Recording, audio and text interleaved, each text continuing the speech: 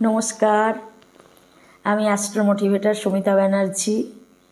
আজকে আপনাদের সঙ্গে চলে এসেছি আমাদের জ্যোতিষ আলোচনায়। আজকের আলোচনার বিষয় হচ্ছে 2025 সাল বৃষরাশির কেমন যাবে। তো প্রথমে আমি বলবো, বৃষরাশির এই বছরটা মোটের ওপর খারাপ যাবে না, তবে কয়েকটা বিষয় আপনাদেরকে খুব সতর্ক থাকতে হবে। নাম্বার 1 হচ্ছে, বৃষরাশির অধিপতি গ্রহ হচ্ছে শুক্র। শুক্র একটা অর্থশালী গ্রহ বলা যেতে পারে। এই শুক্র অনেক পাওয়ারফুল, অনেক বেশি টাকা পয়সাও দেবে।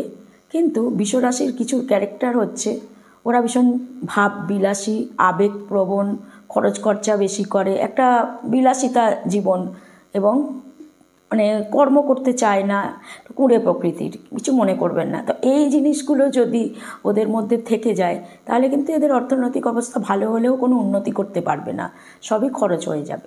তো মোটের ওপর ওদেরকে কি করতে হবে? প্রথম কথা হচ্ছে বিলাসিতা ত্যাগ করতে হবে, একটু কর্মঠ হতে হবে, একটু অ্যাক্টিভ, এবং সেই টাকাটাকে কিভাবে সেভ করা যায় সেই দিকে ওদেরকে দৃষ্টি দিতে হবে। তো সেই জিনিসগুলো যদি ওরা এই বছর ঠিকঠাক করতে পারে, তাহলে এই শ্রেণীর জাতক জাতিকারা এবছর প্রচুর অর্থনৈতিক অবস্থা তাদের ভালো যাবে। দ্বিতীয়ত হচ্ছে শরীরের যত্ন নিতে হবে। এরা এত বেশি খরচ খরচা করে, এত বেশি জাঙ্ক ফুড খেতে ভালোবাসে, এত বেশি বাইরের জিনিস ইউজ করতে ভালোবাসে, যার জন্য কি হয়, এদের শরীর স্বাস্থ্যের দিকে বেশি নজর দিতে পারে না, আর যার জন্য এদের শরীরটা খুব তাড়াতাড়ি খারাপ হয়ে যায়। তো এই বছরে কিন্তু এটা আর করলে চলবে না। যা করে ফেলেছেন খুব ভালো কথা, এখন কিন্তু আপনাদের সতর্ক হওয়ার সময়। আপনাদেরকে আমি অ্যালার্ট করে দিচ্ছি, আপনারা কিন্তু সতর্ক হন, নয়তো আপনাদের এর ফলে কী হবে, আপনাদের হার্টের রোগ হয়ে যেতে পারে, ব্রেনের রোগ হতে পারে। আর এইগুলো দীর্ঘমেয়াদী রোগ, এগুলো কোনো দিন সারে না, এবং এগুলো থেকে মানুষের মৃত্যু দিকেও পতিত হতে পারে।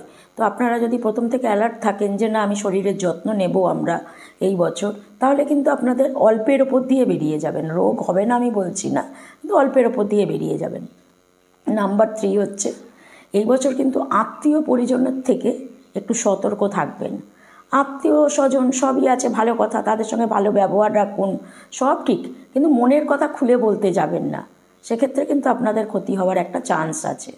সবাই আপনার কাছে ভালো মুখে আসবে, ভালো মুখে সব কিছু জানবে, কিন্তু তারা যে ভেতরে ভেতরে আপনার কী ক্ষতি করে দেবে আপনি বুঝতে পারবেন না, যার ফলে আপনি অনেকখানি পিছন দিকে আবার চলে যাবেন। যতটা এগিয়ে আসবেন তার চেয়ে বেশি পিছনে পড়ে যাবেন। তো তার জন্য বন্ধু বান্ধব আত্মীয় পরিজনের সঙ্গে সম্পর্ক ভালো রাখুন, কিন্তু তাদেরকে মনের কথা খুলে বলবেন না এই বছর। এই 3টে যদি আপনারা মেনে চলেন, তাহলে মোটের ওপর এই বছর আপনাদের ভালোই যাবে, কোনো অসুবিধে হবে না। আর একটা বোনাস টিপস, সেটা হচ্ছে এই বছর কী কালার আপনারা ইউজ করবেন।